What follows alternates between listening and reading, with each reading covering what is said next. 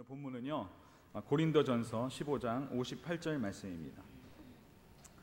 고린도전서 15장 58절 말씀.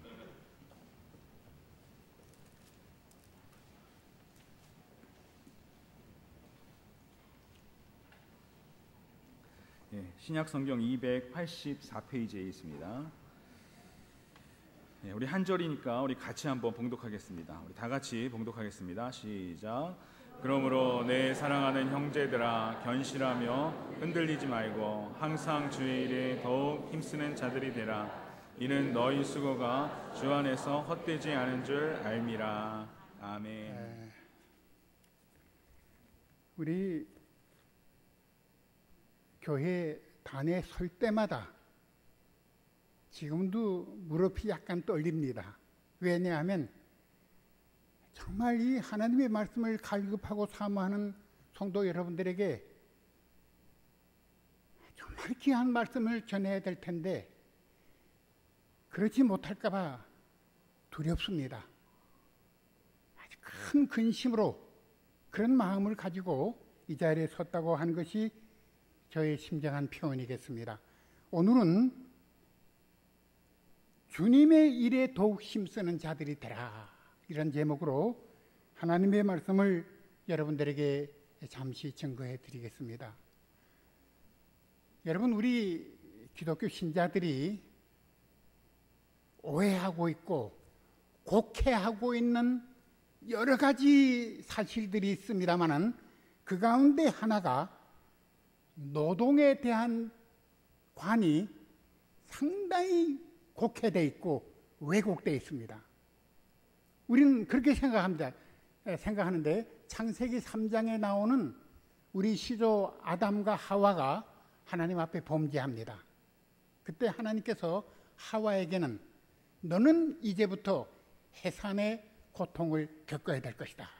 아담에게는 너는 이제부터 이마에 땀을 흘려야 먹을 것이다.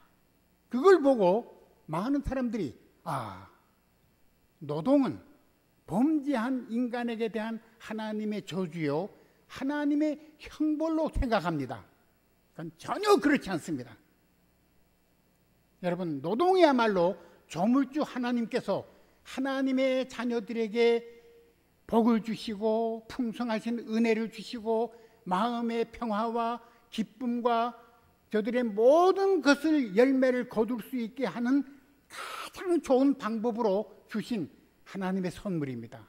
노동은 하나님이 그의 백성에게 사랑과 복을 베풀고자 하는 은혜의 배려의 수단이고 하나님의 깊은 사랑의 표현이지 그것이 결코 저주라거나 형벌이 아니라는 것을 우리가 성경을 통해서 알 수가 있습니다.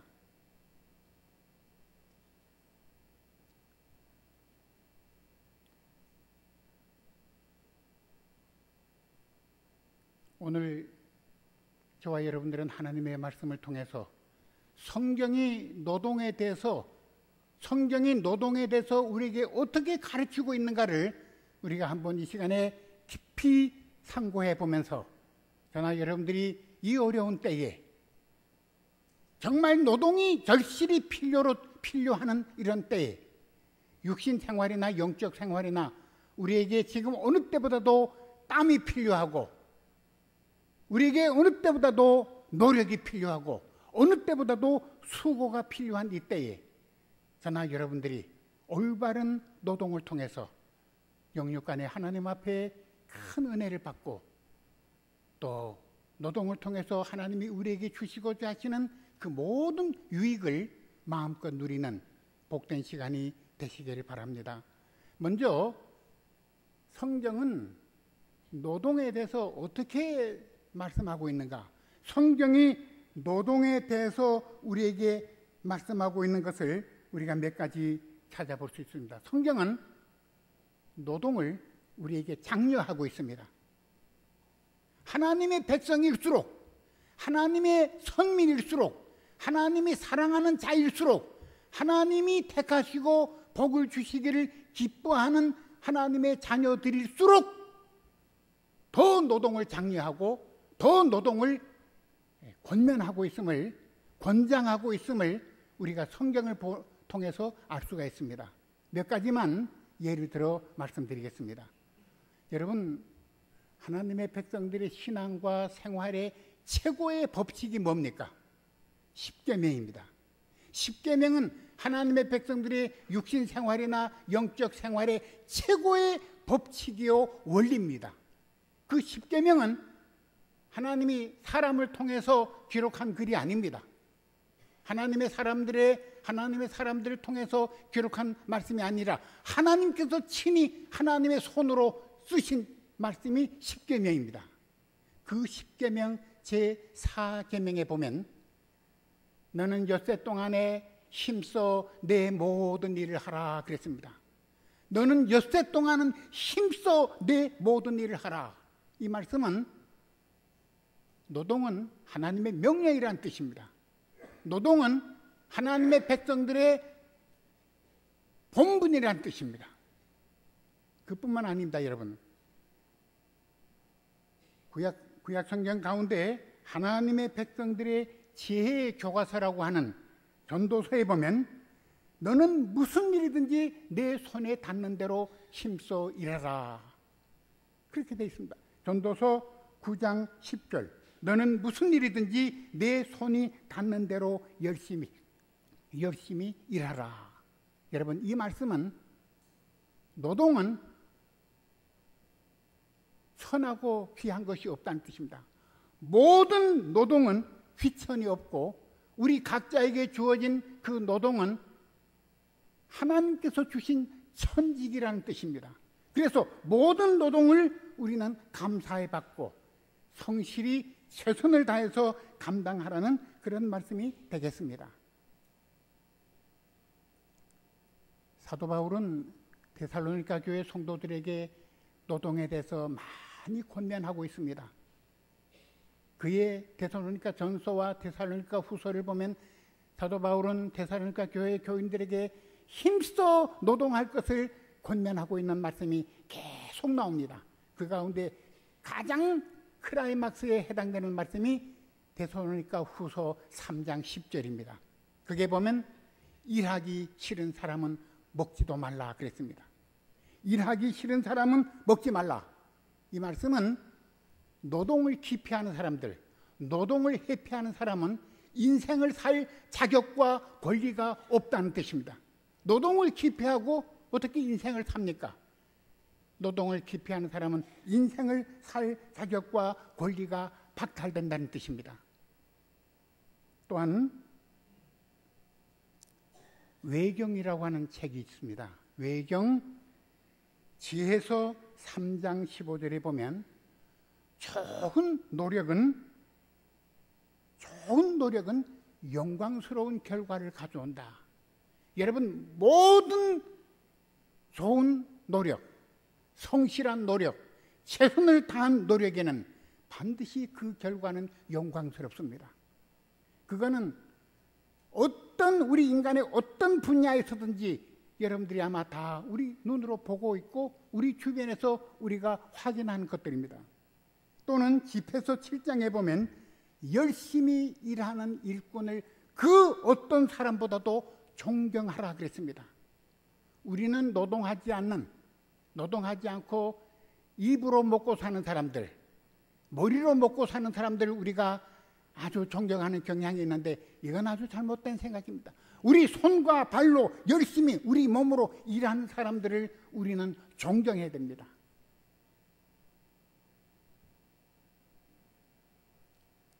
우리 예수님께서 그런 말씀하셨어요.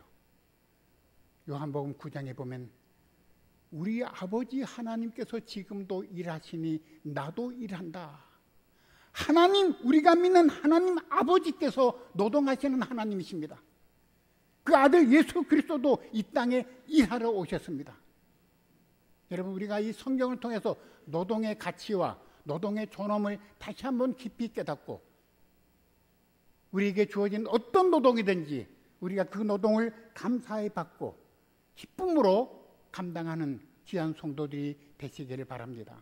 두 번째로 성경이 말씀하고 있는 노동의 가치에 대해서, 노동의 유익에 대해서 한번 생각해 보겠습니다. 잠언 10장 4절에 보면 손을 게으르게 놀리는 자는 가난하게 된다. 손을 게으르게 놀리는 자는 가난하게 된다 그랬습니다. 전도서 10장 18절에 보면 사람이 게으른즉 그의 집에 석가래가 내려앉고 그의 집에 지붕이 샌다고 했습니다. 여러분, 노동이 없는 곳에는 황폐함만 남을 뿐입니다. 모든 여러분들 경우에 노동을 배제하거나 노동을 거부하는 곳에서는 거기에는 황폐함만 남을 뿐입니다.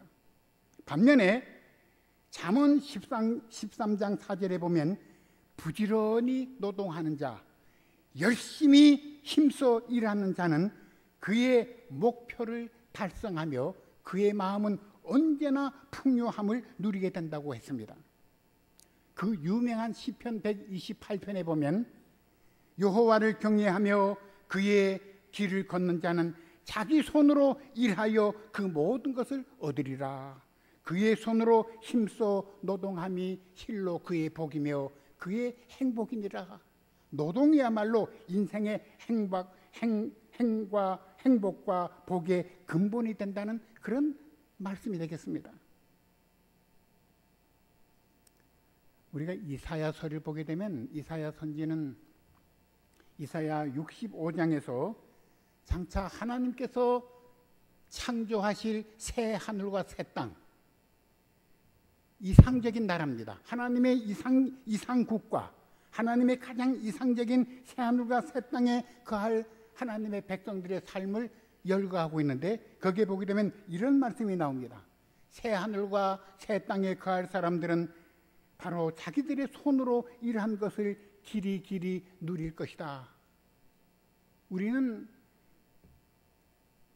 장차 하나님의 나라에 가면 가만히 앉아서 찬송만 부르면서 놀며 먹는 줄 압니다. 아주 하나님의 나라를 왜곡하고 있는 겁니다.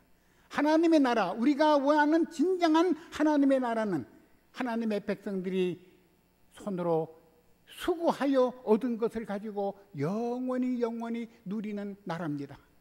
노동이 가장 인정을 받고 가치가 주어지는 나라입니다. 여러분, 우리가 불로소득이란 말을 우리가 종종 듣습니다. 노동을 하지 않고 얻는 소득, 그 우리가 불로소득입니다. 네. 불로소득으로 얻는 재물, 불로소득으로 얻는 명예, 명성, 불로소득으로 얻는 권력과 권세, 이런 모든 것들 여러분들 한번 보십시오. 내가 노력하지 않고 얻은 재물, 내가 노력하지 않고 얻은 명성, 요즘 우리가 흔히 보는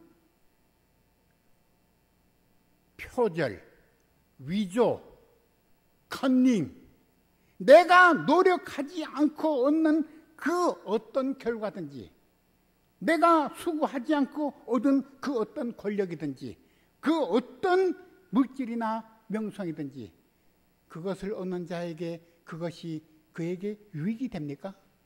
아닙니다. 그것으로 인하여 그는 불행에 빠지게 됩니다.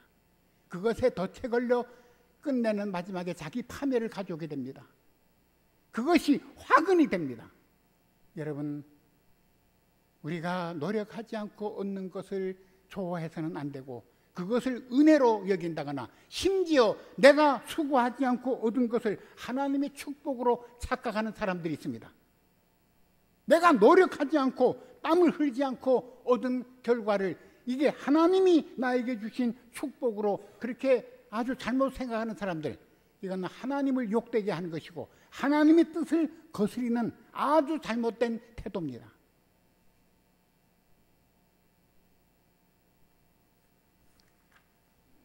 잠언 24장에 보면 이런 말씀이 기록되어 있습니다.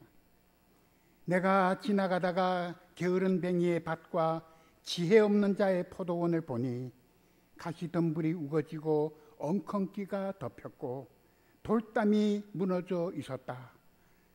내가 그것을 보고 깊이 생각하고 깊은 교훈을 받았다. 내가 좀 더 자자, 좀 더 졸자, 손을 모으고 좀 더 눕자 하니 내 빈공이 강도같이 임하며 내 빈궁이 군사같이 이르리라. 여러분, 성경은 나태함을 대단히 경계하고 있습니다. 우리 기독교 교회에서 7가지 7대 제약이라고 하는 7가지 죄를 특별히 열거하고 있는데, 그 7가지 기독교 교회사에서 7가지 죄 가운데 가장 우선인 죄가 교만과 다음에는 나태입니다.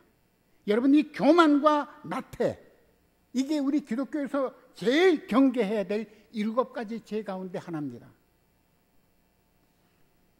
아마 이 세상의 나태함에 대한 해악보다 더 무서운 해악, 사람이 게으르고 나태함보다 더 불행한 결과는 없다는 사실을 우리는 분명히 알 수가 있습니다.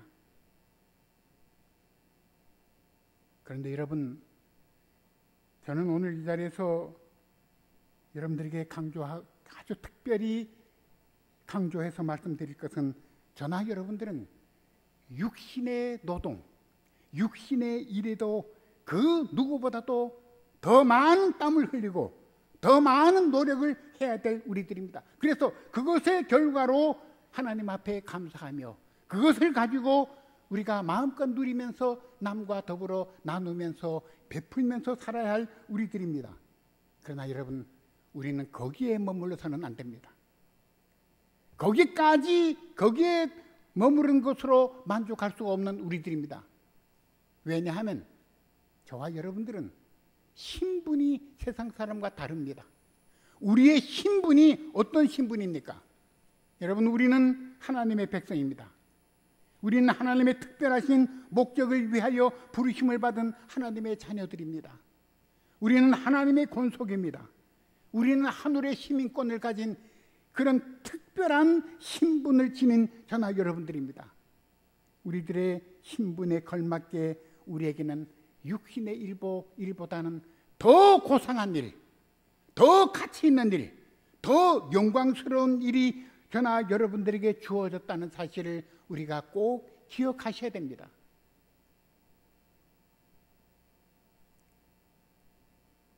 그러면 우리 성도님들이 이제부터 게으르지 말고 열렬한 마음으로 열심을 다해 일할 그 신령한 일, 그 가치 있고 그 고상하고 그 영원한 복된 일이 어떤 일이겠습니까? 저는 오늘 설교를 통해서 이것을 여러분들에게 강조하고자 합니다. 오늘 저의 설교의 초점은 여기에 있습니다. 저나 여러분들이 하나님의 나라 백성의 신분으로서 이제부터 저와 여러분들이 힘써 열심히 일할 신령한 일, 그 일이 무엇이겠습니까? 3가지입니다. 그 첫 번째가 오늘 낭독하신 본문 말씀, 고린도전서 15장 58절입니다. 경고하며 흔들리지 말며 주의 일에 더욱 힘쓰는 자들이 되라. 저나 여러분들은 이제부터 주님의 일에 더욱 힘써야 됩니다. 주님의 일에 마음을 다하고 성품을 다하고 힘을 다하고 목숨을 다하고 뜻을 다해서 주님의 일을 우리가 힘써야 됩니다. 그러면 여러분, 주님의 일이 무슨 일입니까? 주님의 일, 이 주님의 일이란 주님께서 우리들에게 부탁하신 일입니다. 주님께서 우리에게 맡기고 이 세상을 떠나가시면서 주님이 우리에게 맡기신 일, 이게 주님의 일입니다. 그럼 주님이 우리에게 맡기신 일이 무엇입니까?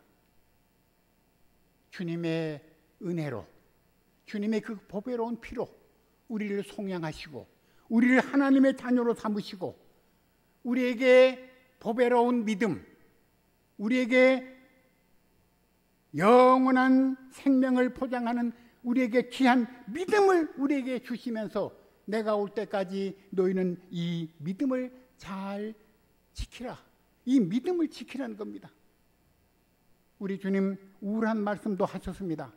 내가 다시 세상에 올 때에 믿음을 지킨 사람들을 내가 얼마나 볼 것인가.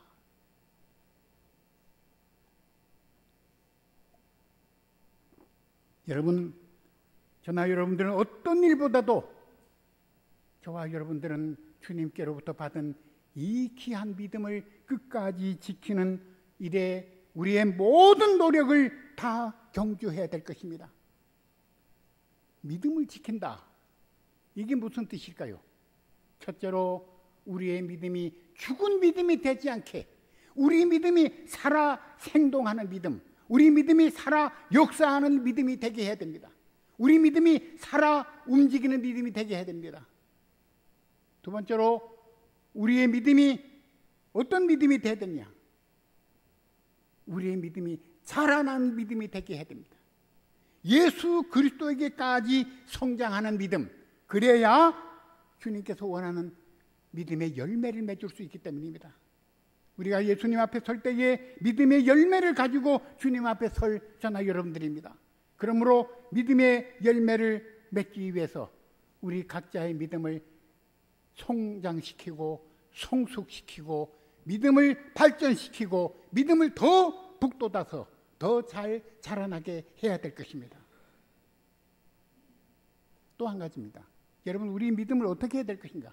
우리 믿음이 예수 그리스도에게 전적으로 복종하고 순종하고 예수 그리스도께 우리의 믿음을 온전히 바쳐서 주님께 헌신하는 믿음이 되게 해야 될 것입니다. 주님을 위해서 주님께서 우리에게 주신 그 믿음을 지키기 위해서 우리의 모든 것을 주님께 다 바치는 그와 같은 자리에까지 도달해야 될 것입니다. 디모데후서 4장 7절에 보면 사도 바울은 주님께로부터 받은 그 믿음을 끝까지 지키기 위해서 이제 참수형을 당하게 됩니다. 이제 곧 목이 잘리는 그런 순교의 순간을 앞에 놓고 사도 바울은 이렇게 고백합니다. 나는 관제와 같이 부음이 되고 나의 떠날 기약이 가까웠도다. 나는 선한 싸움을 다 싸우고 달려갈 길을 다 가고 믿음을 지켰으니 저나 여러분들도 언젠가 주님의 부르심을 받는 그날이 우리에게 올 것입니다. 그때 저나 여러분들도 나는 내 믿음을 지켰노라고 찬송하면서 주님 앞에 설 수 있어야 될 것입니다. 그러기 위해서 우리의 믿음을 끝까지 여러분 잘 보존할 수 있기를 바라고, 그 믿음을 통해서 주님을 사랑한다, 주님께 헌신한다, 주님께 충성한다라고 하는 그와 같은 증거를 얻어야 될 것입니다. 두 번째로 우리 성도님들이 또 우리가 힘써 할 일이 있습니다. 디도서 2장 14절의 말씀을 보면 그가 우리를 대신하여 자신을 주심은 모든 불법에서 우리를 구속하사 우리로 하여금 선한 일에 열심하는 친 백성이 되게 하려 하심이니라. 주님께서 우리를 택하시고 우리를 구속하신 목적은, 주님이 우리를 구속하시고 우리를 택하시고 우리를 그리스도 안에서 부르신 그 부름의 목적은 오직 하나입니다. 저와 여러분들이 선한 일에 열심하는 백성을 만들기 위해서입니다. 여러분, 우리 모두가 선한 일에 더욱 분발하고 더욱 열심을 다합시다. 히브리서 13장 16절에 보면 우리 하나님께서 가장 기뻐하시는 예배는 우리가 선한 일에 열심하는 것이라고 했습니다. 여러분, 우리 하나님께서 가장 기뻐 받으시는 제사, 하나님이 가장 흠양하시는 예배는 하나님의 백성들이 선을 행하는 그것을 하나님은 가장 아름다운 예배로 받아들입니다.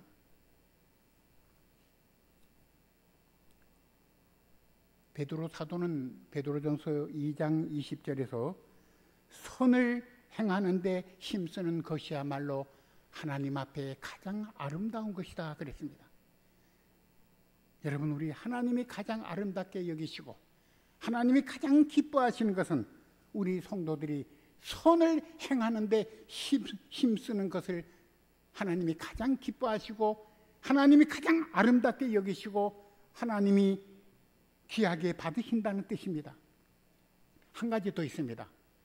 우리 성도들이 이제부터 힘써 할 일, 우리가 무엇보다도 힘써 열심히 할 일은 서로 사랑하는 일입니다.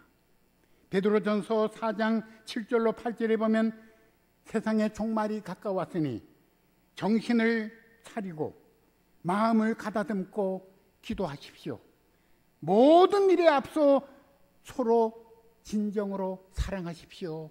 사랑은 허다한 허물을 덮습니다. 그랬습니다. 여러분, 지금이 어느 때입니까? 우리가 지금 살고 있는 이 때는 사랑이 점점 식어지는 마지막 때입니다. 세상에 종말이 가까웠다는 것은 사랑이 식어지는 때라는 뜻입니다. 지금 우리가 살고 있는 이 시대는 많은 사람들이 입으로는 사랑이 지금 홍수가 났습니다. 입으로 하는 사랑은 지금 홍수입니다. 그런데 마음으로 삶을 통하여 사랑을 실천하는 때는 가물어도 보통 가뭄이 아닙니다. 이게 오늘 우리의 위기입니다. 여러분, 우리 모두가 이제부터 이 어려운 때에 사랑의 부재의 이 시대에 우리가 우리 가정에서부터 우리의 가정이 사랑을 서로 진정으로 서로 사랑해야 됩니다. 사랑은 일방적인 사랑이 아닙니다. 사랑은 쌍방입니다. 사랑은 서로 주고 받는 것입니다. 우리 가정이 진정으로 서로 사랑하는 가정이 될 때 그 가정이 주님이 임재하는 가정이 됩니다. 우리 이웃, 여러분, 우리 이웃과의 사랑의 관계가 회복돼야 됩니다. 우리나라 속담에 새잎 주고 집을 사고 천냥 주고 이웃 산다는 말이 있습니다. 집이 문제가 아닙니다. 집은 새잎 주고 사도 됩니다. 그러나 이웃과의 관계, 좋은 이웃을 만나는 것은 천냥을 주고도 바꿀 수 없는 그런 가치가 이웃과의 관계입니다. 여러분들의 이웃과의 사랑의 관계를 회복함으로써 여러분들의 이웃 생활이 복되고 그 이웃 생활의 사랑을 실천함으로 은연중에 예수 그리스도의 복음도 전파되는 그런 삶을 사시길 바랍니다. 지금 우리가 교회에서 완전히 거꾸로 돼 있어요. 가정에서나 이웃에서는 주님의 향기를 드러내지 못하면서 교회에 와서는 우리 그리스도의 향기를 드러냅시다. 이건 잘못된 겁니다. 우리 이웃과의 관계를 통해서 여러분들의 사랑을 회복할 수 있기를 바랍니다. 그리고 여러분들의 일터에서 사랑을 실천하기를 바랍니다. 마지막으로 제일 마지막이 교회입니다. 그리고 가정과 이웃과 직장에서 사랑을 다 실천한 후에 다음이 여기 모여서 교회 안에서 사랑을 서로 주고받을 때 그때 진정한 하나님의 백성의 모습을 회복하는 것이 되는 것입니다. 마지막으로 제가 한 가지만 더 말씀드리고 말씀을 마치겠습니다. 여러분, 모든 노동은 때가 있고 기회가 있습니다. 어떤 노동인지 그 노동은 일할 때가 있고 일할 기회가 있습니다. 그 일할 때와 그 기회를 잘 선용할 때에 그가 노력한 노력에 100배 수확을 거둡니다. 어리석은 사람은 그 노동을 할 때와 기회를 놓치고 그 후에 후회합니다. 지난 토요일이죠. 지난 토요일, 그러니까 6월 6일 토요일은 24절기 가운데 하나인 망종입니다. 이 망종이라고 하는 때는 농부들이 보리를 다 거두고 그 거둔 자리에다가 논에는 모를 심고 밭에는 씨앗을 뿌리는 농부들에게 있어서 1년 중에 농사를 할 수 있는 가장 중요한 때입니다. 농사의 적기입니다. 이 망종의 시기에 파종하지 않거나 논에 모를 심지 않으면 그의 농사를 망칩니다. 이때가 얼마나 농부에게 일손이 필요한 때인지 죽은 송장도 일어나서 일을 거둔다는 말이 있습니다. 송장도 안 되겠다, 나도 일어나서 좀 돕자. 그 정도로 이 망종의 시기는 농부들에게 농사의 가장 적기입니다. 요즘 우리가 그런 말을 골든타임이라고 말하죠. 정말 농사의 적기가 있듯이 저나 여러분들도 하나님의 일을 할 적기가 있습니다. 그 기회를 놓치지 맙시다. 그 적기가 바로 오늘입니다. 지금입니다. 그래서 성경은 말합니다. 보라 지금이 은혜 받을 때요, 보라 지금이 구원의 날이로다. 그러나 여러분들, 오늘이라고 하는 이 때, 지금이라고 하는 이 시기를 허송하지 마시고 주의 일에 더욱 힘쓰는 자들이 되어 여러분들의 수고를 통하여 하나님 앞에 설 때에 귀한 상급을 받는 복된 성도들이 다 되시기를 간절히 바랍니다. 말씀을 마치겠습니다. 이제는 우리 주 예수 그리스도의 은혜와 하나님 아버지의 무한하신 사랑과 성령의 감화하심과 교통하심이 이 마지막 때에 주님께서 우리에게 맡기신 신령한 일을 위하여 온 힘을 다하여 충성하고자 다짐하는 주의 모든 백성들 머리 위에 이제로부터 세상 끝날까지 영원히 함께 하시기를 축원하옵나이다. 아멘.